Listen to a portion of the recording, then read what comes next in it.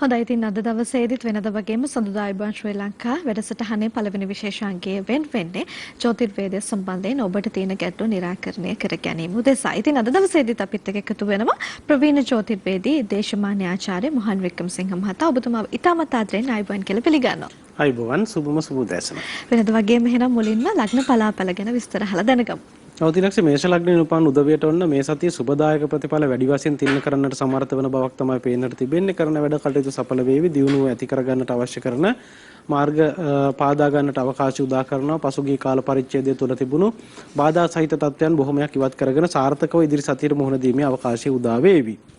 වෘෂභ ලග්නයෙන් උපන් උදවිය සතියේ මුල් දින දෙක තරම ප්‍රවේශම් වීම අත්‍යවශ්‍යයි. වැඩ කටයුතු වලට බාධා පැමිණෙන්නට ඉඩ කඩ පවතිනවා. ඒ වගේම තමයි ටිකක් වැටීම් තැලීම් අනතුරු වගේ දේවල් වලින් ප්‍රවේශම් වීමටත් වග බලා ගත යුතු වෙනවා. මුල් දින දෙකෙන් අනතුරු ඔබටත් ඊටාත්ම යහපත් ප්‍රතිඵල භුක්ති විඳීමේ අවකාශය උදා කරන කාල පරිච්ඡේදයක් බවට පත් වෙනවා. සතිය පුරාවට යහපත් ප්‍රතිඵල අත් කර ගන්නට හැකියාව ලැබේ. මුල් දින දෙක ඊටාත්ම කල්පනාවෙන් සහ ප්‍රවේශමෙන් කටයුතු කරන්නට වග බලා ගත්තොත් ඔබට සාර්ථකත්වයේ භුක්ති විඳීමට අවකාශය උදා වෙනවා. බොහෝ දේවල් සඵල කරගෙන ආර්ථිකය යහපත් කරගෙන විදේශ ගමන සඵල කරගෙන ඉදිරියට යන්නට අවකාශය උදා කරන කාල පරිච්ඡේදයක් බවට පත් වේවි. මිතුනයෙන් උපන් උදවියට තරමක් අහිතකර ප්‍රතිඵල වැඩි වශයෙන් පේන්නට තිබෙන කාලවකවානුවක් බවට පත් වෙලා තිබෙනවා. බාධක කම්කටොළු ටිකක් වැඩි වෙන්නට ඉඩ කඩ පවතිනවා. යම් යම් මානසික පීඩාකාරී තත්ත්වයන් වැඩි වන්නට ඉඩ කඩ පවතිනවා. ගෘහ ජීවිතය තුළ යම් යම් ගැටලු මතුවීමේ අවදානම පවතිනවා. ඒ නිසා මිතුන ලග්නයෙන් උපන් උදවිය තරමක් ප්‍රවේශමෙන් කටයුතු කරන්නට වග බලා ගැනීම අත්‍යවශ්‍ය බවක් තමයි පේන්නට තිබෙන්නේ. සතියේ මැද භාගයේ ගතවන තුරු සතිය මැද භාගයෙන් පස්සේ ඔබට සුබදායක ප්‍රතිඵල අත් කර ගන්නට හැකියාව ලැබේවි. දියුණුව සාර්ථකත්වය ඇති වේවි. මුල් කාල පරිච්ඡේදයේ වඩා සැලකිල්ලෙන් සහ ප්‍රවේශමෙන් කටයුතු කරන්නට වග බලාගත යුතු කාලයක් බවටයි පත් වෙලා තිබෙන්නේ.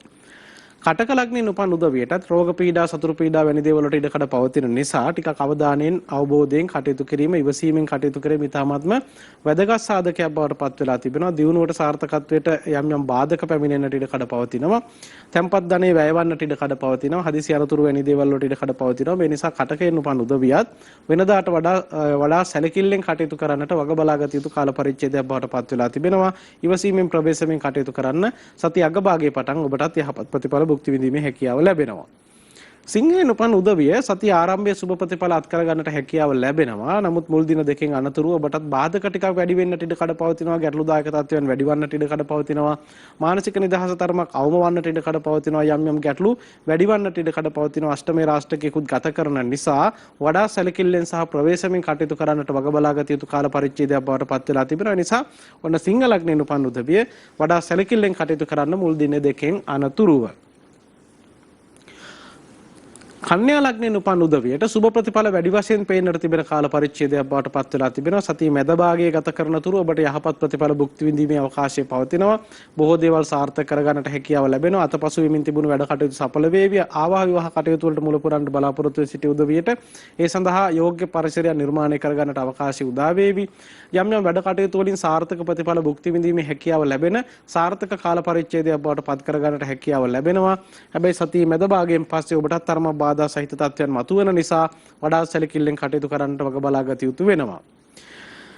තුලා ලග්නයෙන් උපන් උදවියට ඔන්න සුබ ප්‍රතිඵල වැඩි වශයෙන් පේන්නට තිබෙන කාල පරිච්ඡේදයක් බවට පත් වෙලා තිබෙනවා. දියුණුව ඇති කරන කාලයක් බවට පත් වෙලා තිබෙනවා. ඒ වගේම තමයි මංගල යෝග ක්‍රියාත්මක වෙන කාල පරිච්ඡේදයක් බවට පත් වෙලා තිබෙනවා. වෙනදාට වඩා සිතේ සතුට සැනසෙල්ල වර්ධනය වේවි. ආදායම් පාර්ශවයේ සරු වේවි. ව්‍යාපාර කටයුතු කරන උදවියට ඉතාමත්ම යහපත් ප්‍රතිඵල අත් කර ගන්නට හැකියාව ලැබෙනවා. තරඟ විභාග සම්මුඛ පරීක්ෂණ වැනි දේවල් වලින් ජයත් කර ගන්නට හැකියාව ලැබෙනවා. ධනලාභ හිමි කරන සාර්ථක කාලයක් බවටයි පත් වෙලා තිබෙන්නේ. උච්චකයෙන් උපන් උදවියට සුබ ප්‍රතිඵල තමයි වැඩි වශයෙන් පේන්නට තිබෙන්නේ. ඔබ කරන බොහෝ දේවල් සඵල කර ගන්නට හැකියාව ලැබෙනවා. වචනයේ බලවත් වන කාල පරිච්ඡේදයක් බවට පත් වෙලා තිබෙනවා. ආදායම් පාර්ශවයේ සරු වෙනවා. එදිනෙදා මුදල් උපයන උදවියට වඩාත් වාසි සහගත තත්ත්වයක් පෙන්눔 කරන කාල පරිච්ඡේදයක් බවට පත් වේවි. දියුණුව සාර්ථකත්වය ඉතා හොඳින් පෙන්눔 කරනවා. කරන වැඩ කටයුතු වලින් සාර්ථකම ප්‍රතිඵල නෙලා ගැනීමේ අවකාශය තිබෙන නිසා වුණ උච්චකයෙන් උපන් උදවියට ඉතාමත්ම යහපත් වාසනාවන්ත කාල පරිච්ඡේදයක් බවටයි පරිවර්තනය වෙලා පවතින්නේ. ධනු ලග්නයෙන් උපන් උදවියටත් ඊටාත්ම යහපත් කාල පරිච්ඡේදයක් බවට පත් වෙලා තිබෙනවා. තරඟ විභාග සමුහ පරීක්ෂණ වැනි දේවල් වලින් ජයත් කර ගන්නට හැකියාව ලැබෙනවා. දියුණුව සාර්ථකත්වය ඇති කරනවා. ඒ වගේම තමයි උසස් වීම වැනි දේවල් බලාපොරොත්තු වෙන සිටියා නම් ඒ දේවල් සාර්ථක වෙනවා. රැකිරක්ෂාවන් සහ වෙළඳ ව්‍යාපාර කරන උදවියට එහි නියම ප්‍රතිඵල භුක්ති විඳීමේ අවකාශය සහ සාර්ථකත්වයේ භුක්ති විඳීමේ අවකාශය උදා කරන යහපත් කාල පරිච්ඡේදයක් බවට පත් වෙලා තිබෙනවා. සුබදායකයි ධනුවෙන් උපන් උදවියට ඉදිරි සතිය පුරාවට. මකර ලග්නයෙන් උපන් උදවියට මුල් දින දෙක තරමක් බාධක ඇති කරන්නට ඉඩ කඩ පවතින. ඉන් අනතුරු ඔබට යහපත්ම ප්‍රතිඵල තමයි පෙන්눔 කරන්නේ. බොහෝ දේවල් සාර්ථක වේවි. සිතේ සතුට සැනසෙල්ල වර්ධනය කරන සාර්ථක කාල පරිච්ඡේදයක් බවට පත් කර ගන්නට හැකියාව ලැබෙනවා. දියුණුවට අතහිත දෙන පුද්ගලයන් මුණ ගැසෙන්නට ඉඩ කඩ පවතිනවා. තමන් කරන බොහෝ දේවල් වලින් සාර්ථක ප්‍රතිඵල නෙලා ගැනීමේ අවකාශයේ භාග්‍ය උදා වෙනවා. ආදායම් පාර්ශවයේ සරු කර ගන්නට හැකියාව ලැබෙනවා. ඒ වගේම තමයි විදේශ ගමන් වැනි දේවල් සඵල කර ගන්නට හැකියාව ලැබෙනවා. රැකිරක්ෂාවන් සොයමින් සිටි උදවියට රැකිරක්ෂාවන් වල හිමිකම ලැබෙනවා. සුබදායක ප්‍රතිඵල තමයි වැඩි වශයෙන් තිබෙන්නේ. මුල් දින දෙක නම් ටිකක් බාධක වැඩි කරන්නට ඉඩ කඩ පවතිනවා. වියදම් පාර්ශවයේ වැඩි කරන්නට ඉඩ කඩ පවතිනවා. ඒ නිසා ඒ පිළිබඳව සැලකිලිමත් වෙන්න. කුම්භයෙන් උපන් උදවියටත් සුභ අසුභ මිශ්‍ර වුවත් වැඩි වශයෙන් සුභ ප්‍රතිඵල අත්කර දෙන්නට සමර්ථ වන ග්‍රහසිත තමයි නිර්මාණය වෙනවා. ඔබ කරන බොහෝ දේවල් සාර්ථක වේවි. දියුණුව ඇති වේවි. ඔබේ කීර්තිය පැතිරේවි. ඒ වගේම තමයි ගෘහ ජීවිතය තුළ සාර්ථකත්වයෙන් යුක්තව කටයුතු කිරීමේ අවකාශයේ භාග්‍ය හිමි කර දෙන කාලයක් බවට පත් වෙලා තිබෙනවා. දියුණුව සාර්ථකත්වයේ බොහෝ සෙයින් පෙන්눔 කරන කාලයක් බවට පත් වෙනවා. රැකියාවේ විශේෂිත දියුණුවක් බලාපොරොත්තු වෙන්නට පුළුවන්කම තිබෙනවා. ඔබ කරන බොහෝ දේවල් වලින් සාර්ථක ප්‍රතිඵල භුක්ති විඳීමේ අවකාශයේ භාග්‍ය හිමි කරන යහපත් කාලයක් බවට පරිවර්තනය වෙලා තිබෙනවා. ඒ නිසා ඔන්න කුම්භ ලග්නයෙන් උපන් උදවියටත් ඉදිරි සතිය පුරාවට යහපත් ප්‍රතිඵල බලාපොරොත්තු වෙන්න පුළුවන්කම තිබෙනවා. මීන ලග්නයෙන් උපන් උදවියටත් ඔන්න යහපත් ප්‍රතිඵල තමයි බොහෝ විට පෙන්눔 කරන්නේ. දියුණුව සාර්ථකත්වය ඇති කර ගන්නට අවකාශය උදා වෙනවා. තමන් කරන බොහෝ දේවල් වලින් සාර්ථක ප්‍රතිඵල නෙලා ගැනීමේ අවකාශය හම්බෙනවා. ඒ වගේම තමයි තමන්ගේ ගෘහ ජීවිතය තුළ ඇති වී තිබුණු යම් යම් ගැටලුදායක තත්ත්වයන් තිබුණා නම් ඒ දේවල් निराකරණය කරගෙන ඉදිරියට යන්නට හැකියාවක් ලැබේවි. තමන් කරන සෑම කටයුත්තකින්ම සාර්ථක ප්‍රතිඵල සඵල ප්‍රතිඵල නෙලා ගැනීමේ අවකාශය උදා වේවි. දියුණුවට සාර්ථකත්වයට අතහිත දෙන පුද්ගලයන් මුණ ගැසෙවි. සාර්ථකත්වයෙන් යුක්තව කටයුතු කරන්නට අවකාශය ලැබෙන යහපත් කාලයක් තමයි උදා වෙලා තිබෙන්නේ. මහත්මයා දැන් බරපතල අපල තියෙන කාල පරිච්ඡේද අපේ ජීවිතේ තියෙනවා. මේ වගේ කාල පරිච්ඡේදයන් වල මේ දේවල් මැඩපවත්වා ගැනීමට අපි විසින් කළ යුතු දේවල් මොනවද තියෙන්නේ? තිලක්ෂි අපලයක් කියලා කියන්නේ පෙර සාංශාරික වශයෙන් කරපු අකුසල් විපාකයන් තමන්ගේ ජීවිතයට ලං වෙන කාල පරිච්ඡේද. මොකද මේ යම්කිසි කර්ම විපාකයක් එකනේ අපි ගත කරන්නේ. මේ උපතක් සිද්ධ වෙලා තිබෙන කර්මයක් විපාක දීම සඳහා තමයි උපතක් සිද්ධ වෙන්නේ. එතකොට යම්කිසි කෙනෙක්ට සුබ කාල වගේම අසුබ කාලත් භුක්ති විඳින්නට සිද්ධ වෙනවා. ඉතින් එතකොට ගොඩක් වෙලාවට අපලයක් කියලා කියන්නේ පෙර සාංශාරික වශයෙන් කරපු යම් යම් කුසල් විපාකයන් විඳින්නට සිද්ධ වෙන කාලේ. රාෂ්ටක කාල වකවානු, රාහු මහදසා වගේ දේවල් තියෙනකොට ඔන්න ඒ වගේ කාල පරිච්ඡේද තුල යම් යම් ගැටලු තද බල විදිහට ජීවිතයට එල්ල වෙන්නට ඉඩ කඩ වැඩි. එතකොට ඒ රාෂ්ටක කාල වකවානු තුල අපි ගොඩක් වෙලාවට කල්පනාවෙන් කටයුතු කරන්නට ඕනේ. නොකල යුතු වැඩ ගොඩක් තියෙනවා. තමන් කල යුතු වැඩ ගොඩකුත් තියෙනවා. ඒ වගේම තමයි යම් යම් ආකාරයකට අපි ඒ කාල පරිච්ඡේද තුල සූදානම් වෙන්නට ඕනේ. තමන්ට ඒ අපල කාලය ගෙවා නිම කර ගැනීම සඳහා, නරක කාල ගෙවා නිම කර ගැනීම සඳහා. එතකොට තිලක්ෂි සමහර උදවියට ඒ රාෂ්ටක පෙන්눔 කළත් නරක කාලවකවානුවක් පෙන්눔 කළත් එහි ලොකු ප්‍රතිඵල ඇති වෙන්නේ නැති අවස්ථා තියෙනවා. ඒ කියන්නේ දැන් ලොකු ඒ රාෂ්ටකය සමහර වෙලාවට කේන්දරේ තිබ්බට සමහර අයට ඒක ලොකුවට දැනෙන්නේ නැහැ. දැන් අපි අර පහුගිය කාලවල මේ බලමු කොරෝනා වෛරසය ඇඟ ඇතුලේ තිබ්බා කියලා PCR එකෙන් චෙක් කරලා බලනකොට තිබ්බට එයාට ලෙඩේ නැහැනේ. ඒ වගේ තමයි සමහර අයට අපල කියලා පෙන්눔 කළාට අපලයක් විපාකෙට එන්නේ. ඒකට හේතුව තමයි දැන් මේක කේන්ද්‍රානුසාරයෙන් ග්‍රහචාරයට අනුව එක පෙන්නුවට ඔහුගේ පෙර සංසාරික වශයෙන් අර ලොකු අකුසලයක් විපාකයේ පිණිස එතන ඇවිල්ලා නැහැ සමහර වෙලාවට. ඒ නිසා යම් කිසි ආකාරයකට ඒ විපාක නොදෙන අවස්ථා තියෙනවා. නමුත් විශාල පිරිසකට ඒ රාෂ්ටක කාලවලදී ඒ පෙර සංසාරික අකුසල් විපාකයට ඇවිල්ලා කරදර පීඩා එකින් එකට එන්න පටන් ගන්නවා. ඒක තමයි භයානකකම. එතනකොට ඒ කාලවලදී ඒ එක කරදරයකින් ගැලවෙන්න තව කරදරයක් දාගන්න ප්‍රවණතාවය වැඩි. එකින් එකට කරදරකාරී තත්වයන් වර්ධනය කරගෙන යන අවස්ථා අපි දැකලා තියෙනවා. සමහරට ආර්ථික වශයෙන් පරිහානියටපත් වෙනවා, කායික වශයෙන් රෝග පීඩාවන් වලට ගොදුරු වෙනවා, ඊළඟට යම් අනතුරු සිද්ධ කරගන්නවා, මරණය පවා යෙදෙන අවස්ථා අපි දැකලා තියෙනවා. ඒ නිසා ඒ කාලවකවානු වලදී අපි තමන්ගේ ජීවිතේ වෙනමම සකස් කරගන්න ඕනේ. අපි ගැන ඉස්සරහට කතා කරමු. මම දැන් සඳහන් කරන්න ප්‍රවීණ ජ්‍යොතිර්වේදී දේශමාන්‍ය ආචාර්ය මොහන් වික්‍රමසිංහ මහතාව සම්බන්ධ කරගත හැකි දුරකථන අංක වගේම අනිකුත් විස්තර 073 44 65 26 073 395 222 0112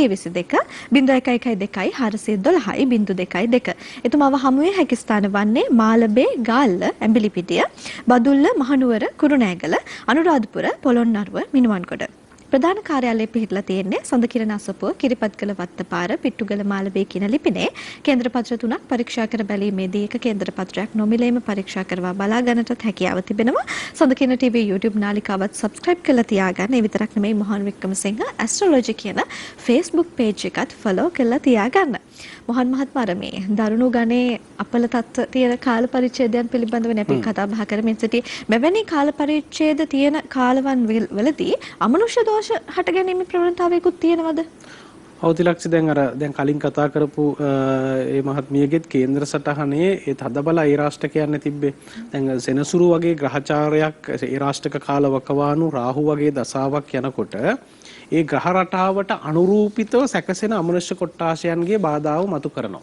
ඒතකොට ඒ වගේ කාල පරිච්ඡේද තුල දැන් ඔය මේ සෙනසුරු වගේ ග්‍රහයක් කියලා කියන්නේ ඒ ග්‍රහ රටාවට අනුරූපිතව පාපී අමනුෂ්‍ය කොට්ටාශ ඒ ග්‍රහ මේ කිරණත් එක්ක මිශ්‍ර වෙලා එන අවස්ථා තියෙනවා. ඒ වගේම තමයි දැන් රාහු කේතු කියන එක ස්කන්ධමය වශයෙන් අපිට දකින්න ලැබෙන්නේ නැහැ කිසිම ග්‍රහයක. නමුත් ඒක යම්කිසි විශේෂිත ශක්තියක් තියෙන මේ විශේෂිත අහිතකර ශක්තිය ප්‍රබලව ගැටෙච්ච ග්‍රහයන් දෙදෙනෙක් තමයි රාහු කේතු කියලා කියන්නේ. විශේෂයෙන්ම රාහු.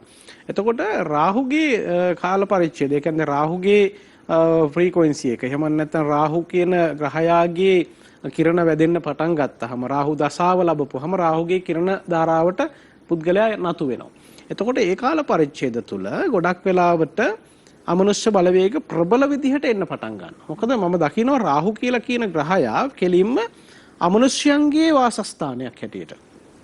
එතකොට දැන් ඔය මේ දැන් අපි දැන් ඔය සඳහන් කරනවානේ දැන් ඔය මේ සතර අපායෙන් කොටස් තුනක් අපේ පියවියසට පේන්නේ නැහැ නේ තිරිසන් ලෝකේ විතරනේ අපිට පේන්නේ.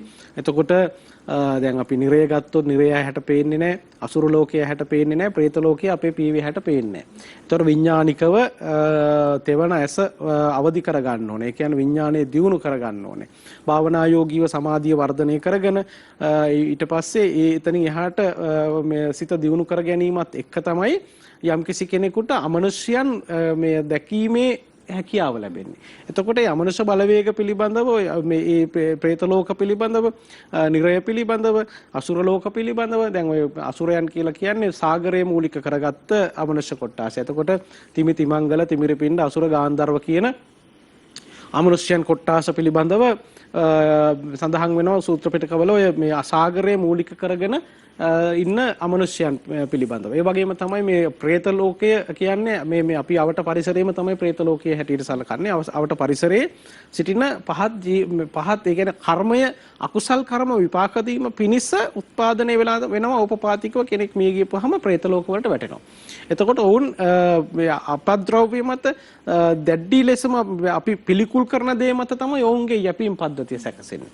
එතකොට රාහු කියලා කියන්නේ රාහු කියන ග්‍රහයා තුල ග්‍රහයක් නෑ. ග්‍රහය ස්කන්ධමය වශයෙන් ග්‍රහයක් පේන්න නෑ. නමුත් ඒ රාහු කේතු වගේ ග්‍රහයන් මේ ලබන කාලවලදී අපේ පරීක්ෂණ වලින් හෙළි වෙලා තියෙනවා. අනිවාර්යයෙන්ම කෙනෙකුට මේ අමනුෂ්‍ය බලවේග බොහෝ 90%කට බලපානවා. එතකොට ලෙඩ කරන්න ගන්නවා. ඒ ලෙඩ කරන්න පටන් ගත්තාම ඒ රෝග හොයන්න බැරි වෙන්න මට්ටමටපත් වෙනවා. දරුණු රෝග තත්ත්වයන්ට ගොදුරු කරනවා.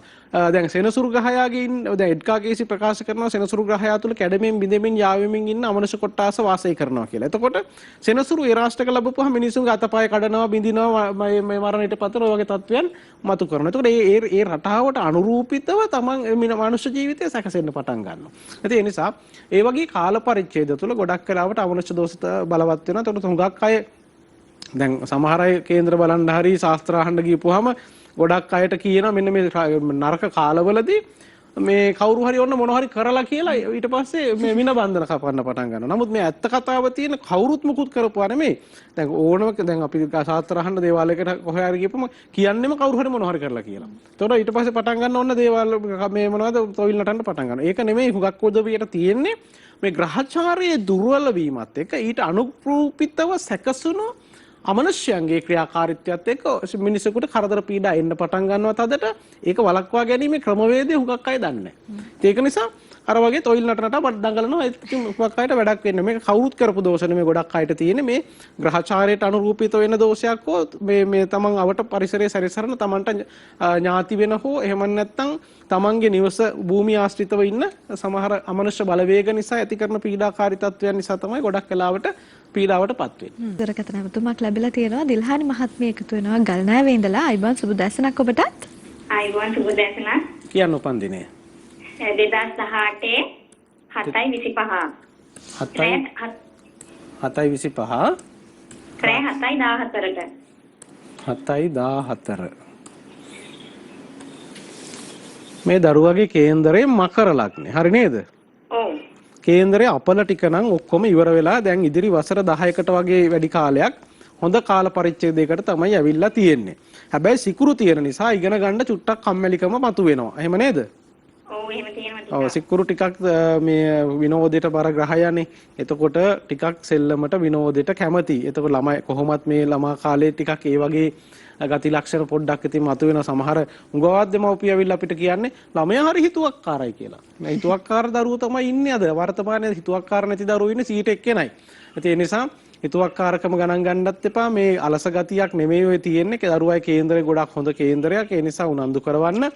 කිසිම අපල තත්වයක් නැහැ. සිකුරුගේ බලය ටිකක් වර්ධනය වෙලා තියෙන නිසා ටිකක් විනෝදෙට සෙල්ලමට බරයි.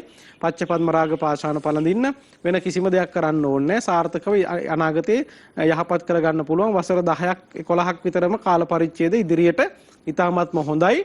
විභාග ලියන කාල පරිච්ඡේද ගතවන තුරුම ඔන්න හොඳ කාලෙක ඉන්නේ. ඒ නිසා උනන්දු කරලා ගත්තොත් හොඳ ගමනක් යවන්න පුළුවන් දරුවෙක්. බය වෙන්න එපා.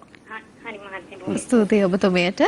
මොහන් මහත්මයා මේ අපි දැන් අපල සහිත කාල පරිච්ඡේදයන් පිළිබඳවනේ කතා බහ කරමින් සිටියේ. ඔබතුමාලා කලින් වතාවකදී සඳහන් කරා මේ අපල සහිත කාල පරිච්ඡේදයන් වල කළ යුතු දේවල් වගේම නොකළ යුතු දේවල් තියෙනවා කියලා. මේ දේවල් මොන වගේ දේවල්ද තියෙන්නේ? අපල කාලවලදී තිලක්ෂී හැම දෙයක් ගැනම පරිස්සම් වෙන්න ඕනේ. දැන් සමහර උදවියට සෙනසුරු ඒ රාෂ්ට්‍රකයක් ලැබපු ගමන් ඔන්න කර ඉන්න ජොබ් එක එපා වෙන්න පටන් ගන්නවා. රට යන්න හිතෙනවා. ජොබ් එකෙන් අයින් වෙලා බිස්නස් පටන් ගන්න හිතෙනවා. එපා වෙනවා, කලකිරෙනවා. ඔය වගේ දේවල් කරනවා. ඊට පස්සේ ජොබ් එකෙන් ඔක්කොටම කලින් අයින් වෙනවා. අයින් වෙලා ඊට පස්සේ ඔන්න රට යන්න හදනවා. ඊට පස්සේ හොරෙකුට මැදි වෙනවා. ඊට පස්සේ සල්ලි මේ දීලා පැත්තකට වෙලා බලන් ඉන්න වෙනවා අවුරුදු ගණන්. ඊට පස්සේ මේ රට යන්න වීසා එක එනවා. ඒක වීසා එන්නේත් නැහැ. ඊළඟට සමහර උදවිය වැරදි තීරණ ගන්නවා. නොකළ යුතු බිස්නස් වලට ඉන්වෙස්ට් කරන්න පටන් ගන්නවා. ඒ වගේ මේ ගැටලු වලින් තමන්ගේ ධනය හානි කර ගන්නවා. ඔය අපල කාලවලදී හරි පරිස්සම් වෙන්න ඕන. අපි කේන්දරයක් අවුරුදු දෙකකට දෙකට වගේ බලා ගන්න කියන්නේ සාමාන්‍ය කෙනෙකුගේ ජීවිතේ විපර්යාසයන් ගණනාවකට භාජනය වෙන්න හේතු වෙනවා. ඔය මේ වසර දෙකක් වගේ ඇතුළත. එතකොට ඒ කාල පරිච්ඡේදවලදී කේන්දර පරීක්ෂා කරන්න ඕනේ වසර දෙකකට සැරයක්වත්.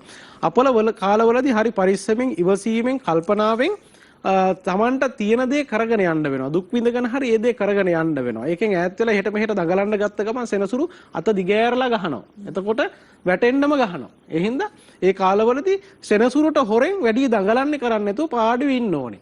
ඒ වගේ ඒ කාලවලදී මේ විදිහට ගත කරන්න ඕනේ. එතකොට හොඳ කාලය ආවට පස්සේ ඔන්න ටිකක් දඟලලා වැඩ ටික කරලා වින් කරන්න දැනගන්න ඕනේ. ඒ නිසා ඒ වගේ කල යුතු නොකල යුතු දේවල් ටික අවබෝධ කරගෙන කාලය ගත කරොත් සෙනසුරුගෙන් බේරෙන්න පුළුවන්.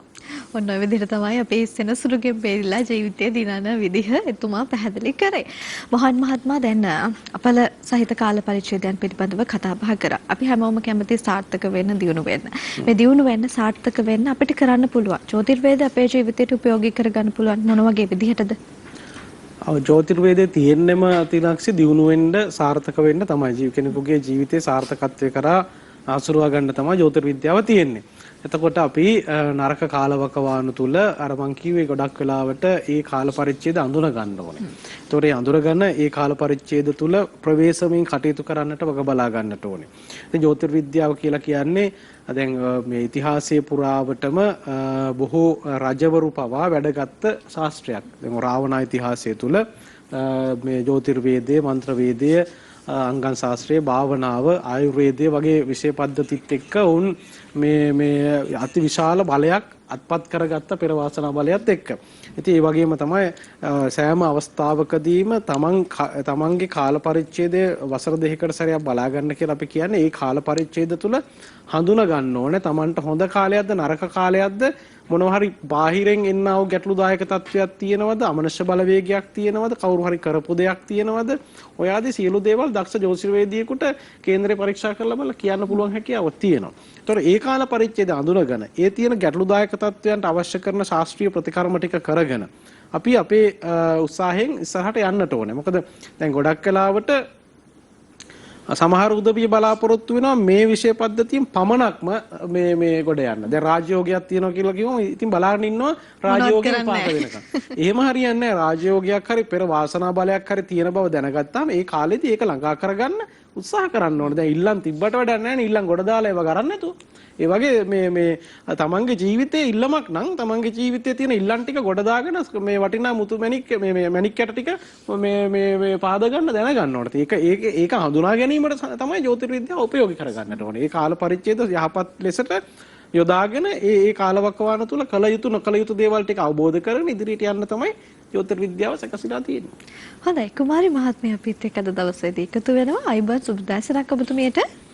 ආයිබෝන් සුබෝදෑසන. කියන්න උපන්දිනේ 1997 12 වෙනි මාසේ 3 උදේ 10:10ට. කාගේද කේන්දරේ? දුවකි. උදේ 10:10. මේ කේන්දර සටහන අපිට ලැබෙන්නේ මකර ලග්නේ. හරිද? ඔව් මහත්තයා. තාම විවාහුනේ එහෙම නැද්ද? නෑ මහත්තයා. ඒක නේද ප්‍රශ්නේ? ඒක නේද ප්‍රශ්නේ දැන්? ඔව් මහත්තයා. ලොකු ප්‍රශ්නේ. ලොකු විශාල කරදරයක් වුණා නේ ඒක. ඔව්. ඒක තමයි මේකේ කේන්දරේ කුජ දුර්වලයි. සාමාන්‍ය කාන්තා කේන්ද්‍ර සටහනක කුජ දුර්වල වෙනකොට විවාහයට ශරීර සෞඛ්‍යයට දරුපල ඔය කියන කාරණා තුනට බාධා කරන කලු කුමාර දෝෂය, මල්වර දෝෂය කියන මේ අපි තනිකන් දෝෂය ආදී නම් වලින් හඳුන්වන දෝෂ තත්ත්වයන් මතුවෙනවා. ඒතර මේ කේන්ද්‍ර සටහනේ කුජ 12 වෙන්නේ සඳු සහ බුධ සමග සිටින්නේ. එතකොට සඳු කියලා කියන්නේ මේකේ 7 වෙනි අධිපතියා. එතකොට 7 වෙනි අධිපති ග්‍රහයක් දුර්වල කරලා තියෙනවා. ඒ වගේම සිකුරු ඉන්නේත් ලග්නගතව ගුරුත් එක්ක. එතකොට සිකුරුගේ බාධාවත් යෙදিলা තියෙනවා දසාව රාහු දසාව ගත කරන්න. එතකොට මෙන්න මේ කියන ග්‍රහ පද්ධතියේ තියෙන දුර්වලත්වයට අවශ්‍ය කරන ප්‍රතිකර්ම වගේම අර මල්වර දෝෂය නැත්නම් කලු කුමාර දෝෂය කියන ප්‍රශ්නෙට අදාළව ප්‍රතිකර්ම ටික කරගන්න ඔක්කොටම කලින් ඊට පස්සේ විවාහයකට යන්න අවකාශය උදා වේවි. මේ දෝෂ තත්ත්වයන් තියෙනකොට මෙයාව තනි කරගන්නවා. පිරිමියෙකුට ලං වෙන්න දෙන්නේ නැහැ. ඉතින් මේ වගේ දෝෂ තත්ත්වයන් ආපුවම ඒවා අනිවාර්යෙන් ඉවත් කරගන්නට ඕනේ. හුඟක් උදවියට හුඟක් කාන්තාවන්ට තියෙන ප්‍රශ්නයක් ඕක. ගොඩක් අය දන්නේ නැහැ. තමන්ට තියෙන මල්වර දෝෂය කියලා ওই දෝෂෙත් එක්කෙන ප්‍රධානතම කරුණු තමයි විවාහ බාධාව, ශරීර සෞඛ්‍යයට එන බාධාව සහ දරුපල බාධාව. ඔය තුන අනිවාර්යෙන් මතු කරනවා. ලෙඩ රෝග පීඩා එහෙමත් ඇති සුළු වශයෙන් තියෙනවද එහෙම? ඔව් මහත්තයා. ඔයිස එකක්කම බඩ එකක්කම නිදිමත ගතිය, ඇඟ රිදෙන ගතිය, ඇඟ දැවිල්ල ඔය වගේ තත්ත්වයන් මතු වෙනව නේද? ඔව්. ඒ සියල්ලටම හේතු ඒ දෝෂ තත්ත්වය ඔය ලෙඩ ටිකත් අඩු වෙයි. කොහෙද ඉන්නේ ඔබ? කොහෙද ගම කොහෙද? පිළියන්දල. හරි පුළුවන් වෙලාවක මාළඹයට එන්නකෝ අපි මේකට ප්‍රතිකර්ම ටික හදාගමුකෝ. හොඳයි මහත්තයා. මේකට දැන් කේන්දරයක් හොයනවා නම් මොන වගේ කෙනෙක්ද හොයන්න ඕනේ? එහෙම මට ඉතින් විස්තර කරන්න අමාරුයි මේ අහවල් විදිහටමයි මේ තියෙන්න ඕන කියලා. නමුත් කේන්දරයක් හොයන්න කලින් ওই දෝෂ ටික හදාගෙන ඉන්න. මේක එහෙම විශේෂයෙන් මේ පාප පීඩිත කේන්දර කියලා එහෙම හොයන්න දෙයක් නැහැ. මේක ප්‍රධාන ප්‍රශ්නේ තියෙන්නේ කුජ දුර්වල වීම. කුජ දුර්වල වීමත් එක්කෙන දෝෂ ටික මතුවෙලාද. ඒකට අවශ්‍ය ග්‍රහ ශාන්ති කර්ම ටිකක් වෙනම තියෙනවා.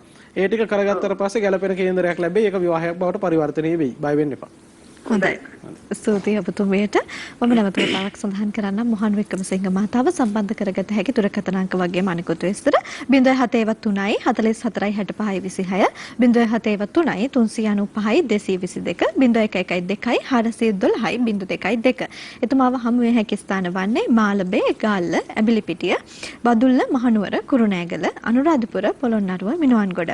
ප්‍රධාන කාර්යාලය පිහිටලා තියෙන්නේ සඳකිරණ අසපුව, කිරිබත්ගල වත්තපාර, පිට්ටුගල, මාළඹේ කියන ලිපිනේ වන්නේ කේන්දර පත්‍ර 3ක් පරීක්ෂා කර බැලීමේදී එක කේන්දර පත්‍රයක් නොමිලේම පරීක්ෂා කරවා බලා ගන්නටත් හැකියාව තිබෙනවා. සඳකින්න TV YouTube නාලිකාවත් subscribe කරලා තියාගන්න.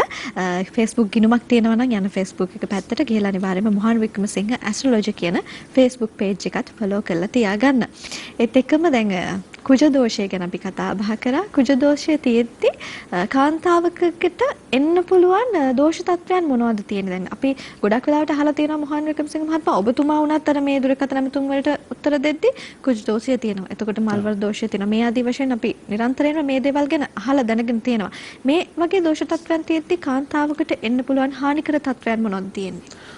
අවදිලක්ෂේ කාන්තා කේන්දරයක ඉතාමත්ම බලවත්ව පිරිසිදුවම තියෙන්න ඕන ග්‍රහය තමයි කුජ. පිරිමි කේන්දරයක සිකුරු. එතකොට කාන්තා කේන්දරයේ ජීවිතේ මුළු ජීවිතේම රඳා පවතින්නේ කුජ මත. කුජ කියන අඟහරු ග්‍රහය මත. එතකොට අඟහරු කියලා කියන්නේ විවාහකාරක ග්‍රහය. ඊළඟට හෝමෝන් පද්ධතියට බලපාන ග්‍රහය. ඊළඟට ශරීර සෞඛ්‍ය වගේ දේවල් වලට ප්‍රබල විදිහට බලපෑම් ඇති කරන ග්‍රහය. එතකොට කුජ කියන ග්‍රහය ඊ타ත්ම යහපත්ව කේන්ද්‍ර සටහනක තියෙන්නට ඕනේ. කේන්දරයක කුජ දුර්වල වෙනවා කියලා කියන්නේම එතන ප්‍රශ්නයක් මතු කරනවා. ඒ කියන්නේ එක්ක විවාහය පිළිබඳ ගැටලුවක්, එහෙම නැත්නම් ශරීර සෞඛ්‍ය පිළිබඳ තද බල ගැටලුවක්, අමනස දෝෂ වගේ දේවල් වලට ප්‍රබල විදිහට බඳුන් වෙන්නට ඒක හේතුවක් බවට පත් වෙනවා. ඊළඟට දරුපල වගේ දේවල් අපි දකිනවා සමහර කාන්තාරු විශාල වශයෙන් මේ ගබ්සාවීම් සිද්ධ වෙනවා. එතකොට මේ ඒ වගේ තත්වයන් තියෙනකොට කුජ දුර්වල වෙලා මල්වර දෝෂ වගේ තත්වයන් මතුවලා තියෙනකොට ඔන්න මේ කාන්තාවන්ට ගොඩක් වෙලාවට අර තැම්පත් කිරීම වගේ දේවල් වලට ගියත් දරුවෝ මේ හරියන්නේ නැති අවස්ථා තියෙනවා. ඒ වගේ දේවල් තියෙනවා. ඉතින් මේ කුජ කියන ග්‍රහය කාන්තා කේන්ද්‍රයක තාම වටිනා ග්‍රහය හැටියට තමයි හඳුන්වන්නේ. ඒ ග්‍රහයාගේ පිහිටීම අනුව තමයි කෙනෙකු එයාගේ ජීවිත කාලය මේ තීරණය කරන්නේ වාසනාව අවාසනාව රඳාපවතින. වෙනද වගේ මද දවසේදීත් අපිත් එක්ක එකතු වුණා ප්‍රවීණ ජ්‍යොතිර්වේදී දේශමාන්‍ය ආචාර්ය මොහන් වික්‍රමසිංහ මහතා. ඔබතුමාට බෙහෙවින්ම ස්තුතිවන්ත වෙන ගමන් ආදරේන අයබන් කියලා සමුදෙනවා. තිරුවන් සරණයි